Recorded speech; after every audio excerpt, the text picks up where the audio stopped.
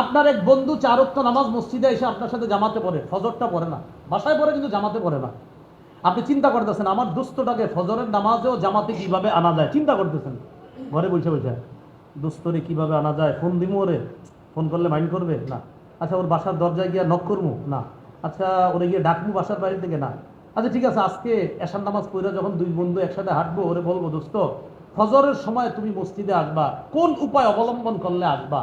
এরকম চিন্তা করতেছেন আপনি সারাদিন, এরকম 2-3 ঘন্টা আপনি বন্ধুরে নিয়ে চিন্তা করলেন তাকে কিভাবে ফজরের নামাজের জামাতে আনা যায়।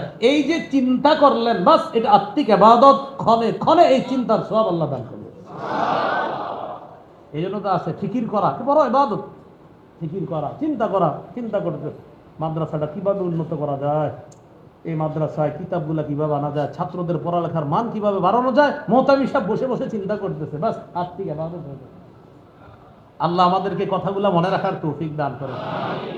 এই জন্য কমিটি যারা আছেন মসজিদের আশেপাশে, যেহেতু মসজিদ, আপনাদেরকে বলবো ইমাম মুয়াজ্জিন খাদেম যারা আছে মসজিদের যারা দায়িত্বশীল, তাদের ব্যাপারে আমরা একটু চিন্তা করবো, তাদেরকে কিভাবে একটু সুন্দরভাবে সম্মানের সাথে রাখা যায়, আর আমরাও কিভাবে আমাদের দায়িত্বগুলো পালন করব। অন্তত খালি চিন্তা করেন, চিন্তা করে একটু আগানোর চেষ্টা করেন, অবশ্যই আল্লাহ চিন্তার সওয়াব দান করবে। মনে থাকবে তো ইনশাআল্লাহ। তাহলে আত্মিক ইবাদতের অনেকগুলো দৃষ্টান্ত জানলাম। এবার চলে যাই, আমরা ইবাদত জানি কয় মাধ্যমে করি। 2 নাম্বার আল ইবাদাতু বিল লিসান, মুখ দিয়ে ইবাদত করা, এটাকে বলে মৌখিক ইবাদত। মৌখিক ইবাদত কেমন? শ্রেষ্ঠ দৃষ্টান্ত তিলাওয়াতুল কোরআন, কোরআন তেলাওয়াত করা, এটা মৌখিক ইবাদত। কোরআন তেলাওয়াত করা মৌখিক ইবাদত। হাদিসে আছে রাসূলুল্লাহ সাল্লাল্লাহু আলাইহি সাল্লাম বলেন ইকরাইল কোরআন ফি 40, ও উম্মত অন্তত 40 দিনে এক খতম কোরআন পড়ো। কয় দিনে? 40 দিনে এক খতম কোরআন পড়ো। কিন্তু আমাদের অবস্থা এমন, অনেকে আছে 40 বছরে এক খতম কোরআন পড়ে না। কয় বছরে? 40 বছরে এক খতম কোরআন পড়ে না। ভাই 3 দিনে এক খতম কোরআন পড়া।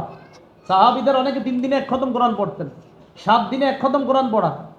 পারেন প্রতিদিন এক পারা করে 30 দিনে এক খতম কোরআন। ওলামায়ে হযরত যারা ইমামে মাসাজিদ, এটা আপনাদের প্রতি আবদার, আরজ রইল, ওলামায়ে কেরামের উচিত অন্তত 3, 7, 30 অথবা নিম্নে 40 দিনে এক খতম কোরআন পড়া। এই জায়গায় আমরা যারা আছি মুফতি আমিনী সাহেবের চেয়ে একজনও আমরা বেশি, এরকম না যে খুব বেশি আমি জিম্মাদারি পালন করি। আমিনী সাহেবের চেয়ে বেশি জিম্মাদার পালন করে এখানে এরকম কেউ আছে বলে আমার জানা নাই। উনি যেই পরিমাণ পেরেশান আর প্রেশার নিয়ে চলতেন, এরকম এই মুহূর্তে কেউ আছেন কিনা আমার জানা নাই। এই প্রেশার পেরেশানি আর বুখারী পুরা 30 পারা একা পড়ানোর পরেও 7 দিনে এক খতম কোরআন পড়তেন। হ্যাঁ, মাওয়াইজে মুজাহিদি মিল্লাত পড়েন হযরতের ব্যাপারে, প্রথম খণ্ডে আছে দেখবেন 7 দিনে এক খতম কোরআন। ওখানেও আছে যে আমি যখন জেলখানায় ছিলাম হুজুর লিখতেছে 4.5 মাসে প্রতিদিন এক খতম কোরআন পড়ছি। এত ব্যস্ততার মাঝেও হযরত 7 দিনে এক খতম কোরআন পড়ে। আর আমার আপনার শুধু কথা হলো সময় বের করতে পারি না। আল্লাহ আমাদেরকে বুঝার তৌফিক দান করেন। কোরআন পড়েন, কোরআনের সাথে লেগে থাকেন। কোরআন দামি বানায়। নবী সবচেয়ে বেশি যে কিতাবটা পড়ছে কোরআন, সাহাবীরা সবচেয়ে বেশি যে কিতাবটা পড়ছে কোরআন। হ্যাঁ, সোজা হিসাব। আমাদের সামনে আপনার মূল আছে, ফটোকপি আছে। বলেন কি বললাম? মূলও আছে, ফটোকপি। মূল মুহাম্মদুর রাসূলুল্লাহ সাল্লাল্লাহু আলাইহি সাল্লাম, ফটোকপি সাহাবায়ে কেরাম। সুবহানাল্লাহ।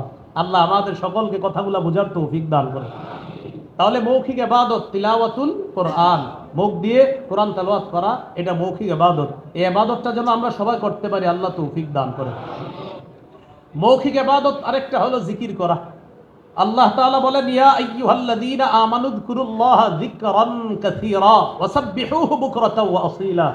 হে ঈমানদারগণ, তোমরা বেশি বেশি আল্লাহর জিকির করো, আল্লাহকে স্মরণ করো, এবং সকাল সন্ধ্যায় তোমরা আল্লাহর তাসবিহ পাঠ করো, আল্লাহর পবিত্রতা বর্ণনা করো। জিকির করা এটা একটা মৌখিক ইবাদত। যেমন আমরা জিকির করতে পারি সুবহানাল্লাহ, আলহামদুলিল্লাহ, লা ইলাহা ইল্লাল্লাহ, আল্লাহু আকবার। ইবনে মাজার হাদিসে আছে 3055, 3062 হাদিসগুলোর মধ্যে আছে রাসূলুল্লাহ সাল্লাল্লাহু আলাইহি সাল্লাম বলেন 3 ক্ষেত্রে মুমিনের অন্তর খিয়ানত করতে পারে না। এর মধ্যে একটা হলো ইখলাসুল আমালি লিল্লাহ। মুমিন সমস্ত আমল করবে একমাত্র আল্লাহর জন্য, সমস্ত আমল করবে একমাত্র আল্লাহর জন্য। হাদিসের কিতাব নাসাই, এই কিতাবে 3140 নম্বর হাদিস। এই হাদিসের মধ্যে আসছে রাসূল সাল্লাল্লাহু আলাইহি সাল্লামকে প্রশ্ন করা হলো, আর আইতা রাজুলান গাজা ফি সাবিলিল্লাহ ইয়ালতামিসুল আজরা ওয়াজ যিকরা ফামা লাহু ইয়া রাসূলুল্লাহ। ওগো আল্লাহর নবী, আপনার কাছে জানতে চাই, এক ব্যক্তি জিহাদ করছে, জিহাদে তার উদ্দেশ্য হলো দুইটা, একটা হলো ইয়ালতামিসুল আজর, আল্লাহর কাছ থেকে সওয়াব কামাই করা। দুই নাম্বার উদ্দেশ্য ওয়া যিকর, নাম কাম কামাই করা, মানুষ যেন বলে বাবা কত বড় মুজাহিদ।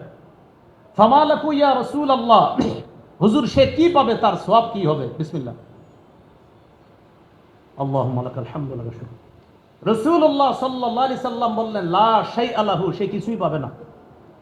আদাহা সালাসা মাররাত, প্রশ্নটা তিনবার করলেন। হুজুর একজন মুজাহিদ, সওয়াবেরও আশা, না হয় তার মনে একটু আশা ছিল আমারে বড় মুজাহিদ বললো, কিন্তু সওয়াবেরও তো আশা আছে, সে কিছুই পাবে না? তিনবার বল। নবীজি বললেন লা শাইআ লা, লা শাইআ লা, লা শাইআ লা, সে কিছুই পাবে না, সে কিছুই পাবে না, সে কিছুই পাবে না। হাদিসের শেষে রাসূল সাল্লাল্লাহু আলাইহি সাল্লাম বলেন ইন্নাল্লাহা লা ইয়াকবালু মিনাল আমালি ইল্লা মা কানা লাহু খালিসা ওয়াবতুগিয়া বিহি ওয়াজহুহু, আল্লাহ ততক্ষণ বান্দার আমল কবুল করেন না যতক্ষণ আমলটা ইখলাসের সাথে না হবে এবং আল্লাহর সন্তুষ্টি কামনা করা না হবে, ততক্ষণ আল্লাহ বান্দার আমল কবুল করেন না। এজন্য আমল ইখলাসের সাথে হতে হবে। তাহলে কি শিখলাম বলেন তো? ইখলাস জানি কোন অঙ্গের আমল? কলব। নিয়ত কোন অঙ্গের আমল? কলব। তাহলে নিয়ত কলবের আমল, ইখলাস কলবের আমল। আরেকটা আছে, সবাই একটু বলি, লা ইলাহা ইল্লাল্লাহ। বলি, বলেন আল্লাহ ছাড়া কোন ইলাহ নাই। এই কথা মুখে বলার পাশাপাশি অন্তরে বিশ্বাস করা। অন্তরের বিশ্বাসটা অন্তরের ইবাদত। আল্লাহ ছাড়া কোনো ইলাহ নাই, এটা মুখে বললাম, হ্যাঁ অন্তরে আছে, না না আসলে আল্লাহ ছাড়া ইলাহ নাই। এটা হলো আত্মিক ইবাদত। নিয়ত আত্মিক ইবাদত, ইখলাস আত্মিক ইবাদত। বোবা মানুষ যার মুখে কিছু বলতে পারে না, তার অন্তরের মধ্যে আছে আল্লাহ ছাড়া কোনো ইলাহ নাই। ওই বোবার জন্য সবচেয়ে চমৎকার দৃষ্টান্ত হলো ওর অন্তরে আছে হ্যাঁ আল্লাহ ছাড়া কোনো ইলাহ নাই। বোবারে বলবেন, তখন বলবে আল্লাহ এখানে বলবে যে আল্লাহ ছাড়া কোনো ইলাহ নাই, আমি অন্তর দিয়ে এটা স্বীকার করি। তাহলে অন্তরে আমি বিশ্বাস করি। নিয়ত অন্তরের ইবাদত, ইখলাস অন্তরের ইবাদত, লা ইলাহা ইল্লাল্লাহর বিশ্বাসটা এটা অন্তরের ইবাদত। অন্তরের ইবাদত আরেকটা দেখি, আমরা সবাই 5 সেকেন্ড চিন্তা করি, আপনারাও করেন আমিও করি। 5 সেকেন্ড চিন্তা করি, আমার চিন্তা শেষ, বাস। আমি 5 সেকেন্ড চিন্তা আনলাম যে আল্লাহ আমার যে কথাগুলো আমি বলবো এগুলো যেন সবার হেদায়েতের কারণ হয়, এই চিন্তা করছি। আপনারা হয়তো কিছু চিন্তা করছেন, আমি ইখলাস কিছুর মধ্যে আসলে আছে ইখলাস, আল্লাহ বলতেছি ইখলাস শব্দটা রাখি নাই কেন? এটা দেখানোর জিনিস না, যেন আমাদেরকে শিক্ষা দেওয়া হয়েছে। তাহলে বলেন তো ইখলাস এটা কোথায় থাকবে? অন্তরে। শুধু কে জানবে? আল্লাহ। আল্লাহ আমাদের এই কথাগুলো মনে রাখার তৌফিক দান করেন এবং প্রত্যেকের দায়িত্বগুলো আদায় করে এই জিম্মাদারি পালন করতে পারি আল্লাহ তৌফিক দান করেন। সুবহানাল্লাহি ওয়া বিহামদিহি, সুবহানাকাল্লাহুম্মা